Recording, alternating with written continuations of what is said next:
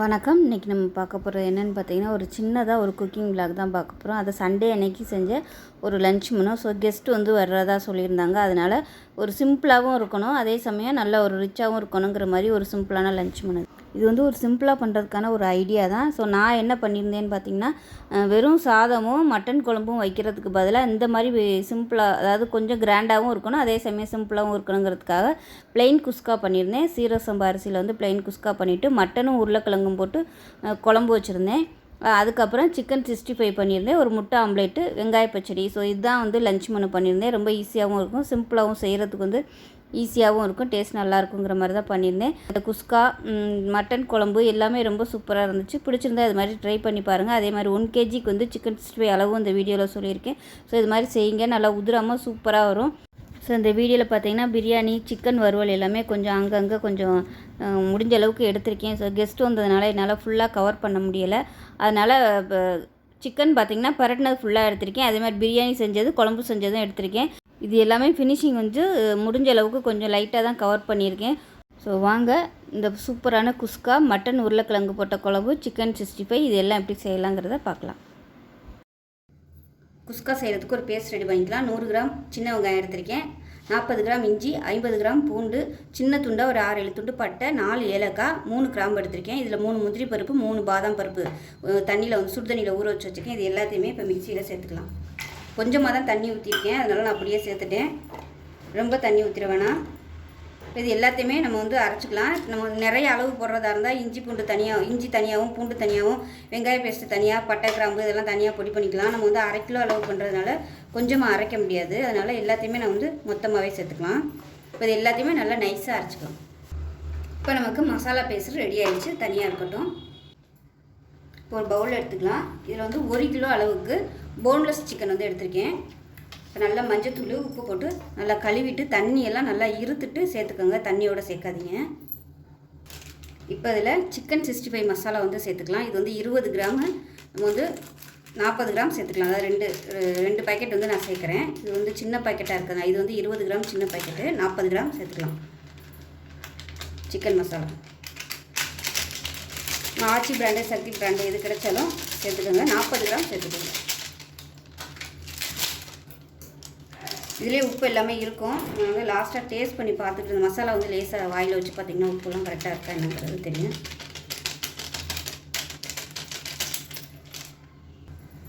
இப்போ இதில் ஒரு 2 டேபிள் ஸ்பூன் தயிர் சேர்த்துக்கலாம். சாஃப்டாக வர்றதுக்காக, சிக்கன் வந்து நல்லா சாஃப்டாக வர்றதுக்காக. அவ்வளோதான். வந்து ஒரு 2.25 டேபிள் ஸ்பூன் அளவு சேர்த்துருக்கேன். இப்போ இந்த சைஸுக்கு ஒரு 2 முடி, அதாவது ஒரு பழம் வந்து பிழிஞ்சு விட்டுக்கலாம், லெமன் ஜூஸு. இதுவும் சாஃப்டாக வர்றதுக்காக. இதுக்கு பதிலாக நீங்கள் வினிகர் சேர்க்குறதுனாலும் சேர்த்துக்கோங்க, 2 டேபிள் ஸ்பூன் சேர்த்துக்கோங்க.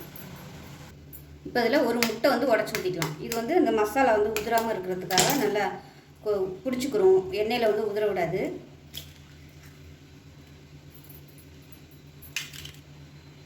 இப்போ இதில் வந்து நான் மஞ்சக்கரு மட்டும் தனியாக எடுத்துட்டேன். நீங்கள் வந்து முதல்ல எடுத்துகிட்டு சேர்த்துக்கோங்க. இப்போ இது வந்து நல்லா மிக்ஸ் பண்ணி விட்டுக்கலாம். தண்ணி இல்லாமல் சேர்த்திங்கன்னா தான் உங்களுக்கு வந்து நல்லாயிருக்கும், மசாலா வந்து நல்லா பிடிக்கும். ஏன்னா முட்டையெல்லாம் வேறு சேர்த்துருக்கிறதுனால தண்ணி இருந்துச்சுன்னா ரொம்ப தண்ணியாக போயிடும். இன்னும் வந்து எக்ஸ்ட்ரா நம்ம வந்து மைதா மாவு, அரிசி மாவு சேர்க்கணும். அப்போ வந்து நல்லா உங்களுக்கு கிறிஸ்பியாக வந்துடும். நல்லா மிக்ஸ் பண்ணியாச்சு. இதில் டேஸ்ட், இந்த மசாலா வந்து டேஸ்ட் பண்ணி பார்த்துக்கோங்க. பார்த்துட்டு உப்பு பத்தலைன்னா நீங்கள் உப்பு சேர்த்துக்கலாம். அப்படி இல்லைன்னா ஒரே ஒரு பீஸ் மட்டும் ஸ்டார்டிங்கில் நம்ம பொரிக்கையில் 1 மட்டும் போட்டு பார்த்துட்டு டேஸ்ட் பண்ணி பார்த்துட்டு உப்பு பத்தலைன்னா நீங்கள் போட்டு பிரச்சனை, உப்பு காரம் பத்தலைன்னா. இப்போ இதில் 1 டேபிள் ஸ்பூன் அரிசி மாவு சேர்த்துக்கலாம். அதே மாதிரி 1.5 டேபிள் ஸ்பூன் கார்ன்ஃப்ளவர் மாவு சேர்த்துக்கலாம். இது எல்லாமே கிறிஸ்பியாக வர்றதுக்கு 1 டேபிள் ஸ்பூன் மைதா மாவு சேர்த்துக்கலாம். இதையும் நல்லா மிக்ஸ் பண்ணிக்கலாம். இது வந்து லாஸ்ட்டாக தான் நீங்கள் சேர்க்கணும். ஏன்னா அப்போ தான் இந்த மசாலா வந்து நல்லா மேலாப்பில் நல்லா கோட்டிங் ஆகி நல்லா கிறிஸ்பியாக கிடைக்கும். மைதா மாவும் சேர்த்திங்கன்னா உங்களுக்கு மசாலா எதுவுமே வந்து உதிராது, நல்லா அப்படியே பிடிச்சிக்கணும். அதுக்காக தான் மைதா மாவு சேர்க்குறது. கார்ன்ஃப்ளவரும் அரிசி மாவும் நல்லா கிறிஸ்பியாக வர்றதுக்கு. இதோடவே ஒரு 50 கிராம் அளவுக்கு இஞ்சி பூண்டு பேஸ்ட் வந்து சேர்த்து நல்லா மிக்ஸ் பண்ணி விட்டுருக்காங்க. நான் வந்து சேர்த்த வீடியோ வந்து மிஸ் ஆகிடுச்சு, அதனால தான் சொல்கிறேன். ஒரு 50 கிராம் அளவுக்கு சேர்த்துக்கோங்க, கரெக்டாக இருக்கும். ஒரு கிலோ அளவுக்கு. இப்போ இது கூடவே 1 டேபிள் ஸ்பூன் கஸ்தூரி மேத்தி வந்து சேர்த்துக்கோங்க, நல்லா வாசனையாக இருக்கும். இதையும் சேர்த்து பரட்டி விட்டுக்கலாம். அவ்வளோதான். இது வந்து அப்படியே ஊறட்டும், நல்லா ஒரு 1 ஹவர் ஊறட்டும். ஃப்ரிட்ஜ் இருந்துச்சுன்னா நீங்கள் ஃப்ரிட்ஜில் கூட நீங்கள் அப்படியே வச்சுக்கலாம். நல்லா சீக்கிரமாகவே நல்லா செட் ஆயிடும். ஊறட்டும். 1 மணி நேரம் ஊறினதுக்கப்புறம் பார்க்கலாம். இப்போ மட்டன் குழம்பு செய்கிறதுக்கு எண்ணெய் விட்டுக்கலாம். இப்போ எண்ணெய் நல்லா சூடாகிடுச்சு. 1 டீஸ்பூன் போல் சோம்பு சேர்த்துக்கலாம். ஒரு பிரியாணி எல்லாம் சேர்த்துக்கலாம். பட்டை வந்து ஒரு 2-3 தூள் சேர்த்துக்கலாம். அதே மாதிரி கிராம்பு வந்து ஒரு 4 கிராம்பு, ஒரே ஒரு ஏலக்காய். ஏலக்காய் சேர்க்கும்போது தட்டிட்டு சேர்த்துக்கோங்க, இல்லைன்னா அப்படியே முகத்தில் தெரிக்கும். கல்பாசி கொஞ்சம் சேர்த்துக்கலாம். அதே மாதிரி நட்சத்திர சோம்பு 1 சேர்த்துக்கலாம். கருவேப்பிலை சேர்த்துக்கலாம். இப்போ எல்லாமே நல்லா பொரிஞ்சு ஃப்ளேவர் வருது. இதில் ஒரு கைப்பிடி பெரிய வெங்காயம்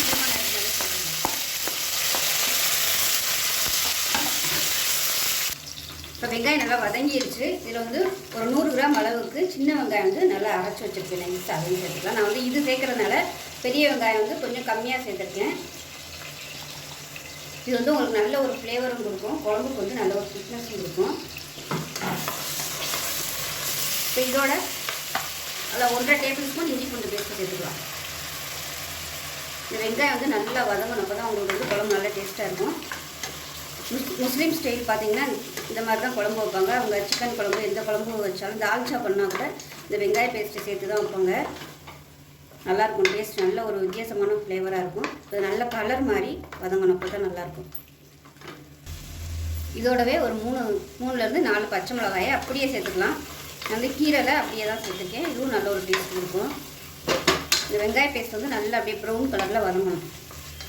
இப்போ இந்த ஸ்டேஜில் எண்ணெய் பத்தாத மாதிரி இருந்துச்சுன்னா எண்ணெய் சேர்த்துக்கோங்க, இல்லைன்னா வந்து அடி பிடிக்கும். நான் இப்போ வந்து கொஞ்சமாக எண்ணெய் சேர்த்துக்கிறேன்.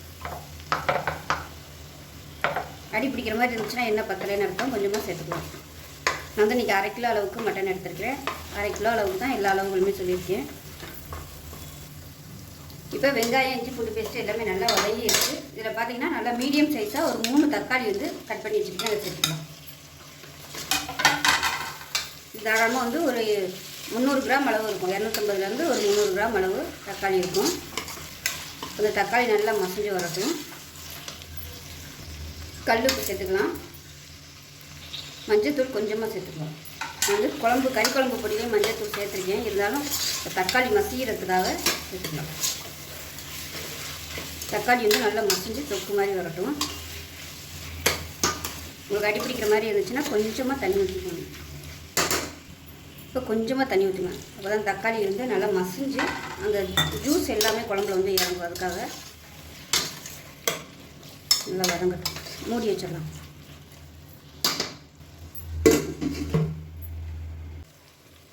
இப்போ பாருங்கள் நல்லா வதங்கிடுச்சு. இந்த ஸ்டேஜில் நம்ம பொடி சேர்த்துக்கலாம். நான் வந்து வீட்டில் அரைச்சி வச்ச கறி குழம்பு பொடி சேர்க்குறேன். உங்கள்கிட்ட அது இல்லை அப்படின்னா கடையில் விற்கிற கறி குழம்பு பொடி வந்து சேர்த்துக்கோங்க. கறி குழம்பு மசாலான்னு சொல்லியிருக்கோம், அந்த இது வாங்கி சேர்த்துக்கோங்க. இப்போ இதை சேர்த்துக்கலாம். காரம் வந்து உங்களுக்கு தேவையான அளவுக்கு சேர்த்துக்கோங்க. நான் வந்து 6 ஸ்பூன் கறி குழம்பு பொடியும் 3 ஸ்பூன் வந்து மிளகா பொடியும் சேர்த்துருக்கேன். மல்லி 1 பங்கு எடுத்தோம்னா அதில் வந்து பாதி வந்து மிளகாத்தூள் எடுத்தோம்னா காரம் கரெக்டாக இருக்கும். இப்போ இதுவும் நல்லா வதங்கி எண்ணெய் பிரிஞ்சு அப்படியே தொக்கு மாதிரி வரட்டும். லைட்டாக தண்ணி விட்டுக்கலாம் அடி பிடிக்காமல் இருக்கிறதுக்கு.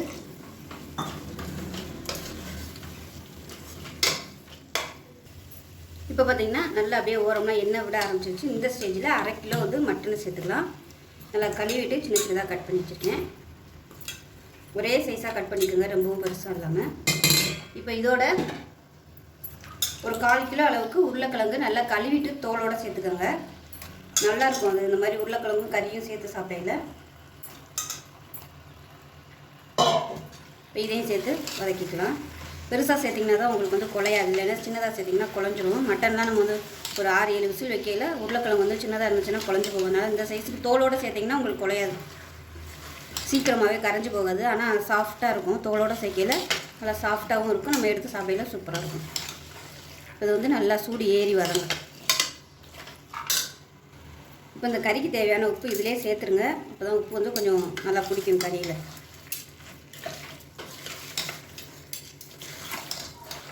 தண்ணி வந்து பக்கத்தில் சூடு பண்ணி வச்சுக்கோங்க. இது வதங்குறதுக்கும் தண்ணி நம்ம ஊற்றுறதுக்கும் கரெக்டாக இருக்கும். இப்போ வந்து கறி நல்லா வதங்கிட்டு இருக்கு. இதில் வந்து ஒரு 2 டேபிள் ஸ்பூன் அளவுக்கு தயிர் வந்து சேர்த்துக்கோங்க. டேஸ்ட்டு சூப்பராக வரும். நல்லா கொஞ்சம் வித்தியாசமாகவும் இருக்கும். அந்த கறியிலேருந்து நல்லா ஆவி வரணும், அந்த அளவுக்கு நல்லா வதக்கி விட்டுட்டு தண்ணி ஊற்றிக்கலாம். இப்போ பாருங்கள் அப்படியே எண்ணெயெல்லாம் வெளியே வர ஆரம்பிச்சிருச்சு. இந்த ஸ்டேஜில் நம்ம நல்லா கிளறி விட்டுக்கலாம் மறுபடியும். இப்போ நம்ம தண்ணி சேர்த்துக்கலாம். அதில் ஒரு 1/2 லிட்டர் தண்ணி வந்து நல்லா கொதிக்க வச்சு ஊற்றிருக்கேன். இதில் பார்த்திங்கன்னா ஒரு 1.5 டம்ளர் அளவுக்கு தண்ணி மிச்சம் வச்சுருக்கேன். பார்த்துக்கிட்டு நம்ம சேர்த்துக்கலாம். ஏன்னா மட்டன் வந்து பார்க்குறதுக்கு வந்து பெருசாக தெரியும், விசில் வந்துருச்சுன்னா கொஞ்சமாயிரும், அதாவது சுருங்கிரும். இப்போ வந்து குழம்பு வந்து நமக்கு ரொம்ப தண்ணியாக போயிடும். அதனால் பார்த்துக்கிட்டு நீங்கள் தண்ணி சேர்த்துக்கணும்.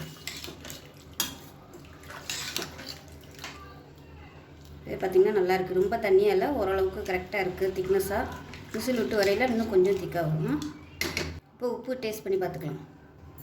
இப்போ இதில் ஒரு 10 புதினா இலை சேர்த்துக்கலாம். அதோட கொஞ்சமாக கொத்தமல்லி இலையும் சேர்த்துக்கலாம். அவ்வளோதான். உப்பு காரம் எல்லாமே கரெக்டாக இருக்குது எனக்கு, ரொம்பலாம் காரம் இல்லை, கரெக்டாக இருக்குது. ஏன்னா விசில் விட்டு வரையில் கொஞ்சம் ஒத்தும், அப்போ வந்து காரம் இன்னும் கொஞ்சம், அதாவது கொஞ்சம் அதிகமாக தெரியும். அதனால் இந்த காரம் வந்து கரெக்டாக இருக்குது. மூடி வச்சுக்கலாம். இப்போ விசில் போட்டுட்டு 6 விசில் விட்டுட்டு ஸ்டீம் போனதுக்கப்புறம் பார்க்கலாம். இப்போ குஸ்கா செய்கிறதுக்கு ஒரு பேன் எடுத்துக்கலாம். இப்போ வந்து எண்ணெய் சேர்த்துக்கலாம். 100 கிராம் அளவுக்கு, அதாவது 100 ml அளவுக்கு எண்ணெய் சேர்த்துக்கலாம். ரீஃபைண்ட் ஆயில், தேங்காய் எண்ணெய், நெய் இதெல்லாம் கலந்து சேர்த்துக்கலாம். இப்போ நெய் கொஞ்சமாக சேர்த்துக்கலாம். எல்லாம் சேர்த்து ஒரு 100 ml அளவுக்கு சேர்த்துக்கோங்க. எண்ணெய் சூடானதும் பிரியாணியில் ஒரு 3 துண்டு பட்டை, ஏன்னா மசாலா எல்லாமே நம்ம அரைச்சிட்டதுனால சும்மா பேருக்கு மட்டும் போட்டால் போதும். 2 ஏலக்காய் சேர்த்துக்கலாம். 3 கிராம்பு சேர்த்துக்கலாம். இப்போ இது எல்லாமே பொரியுது. 100 கிராம் அளவுக்கு பெரிய வெங்காயம் சேர்த்துக்கலாம்.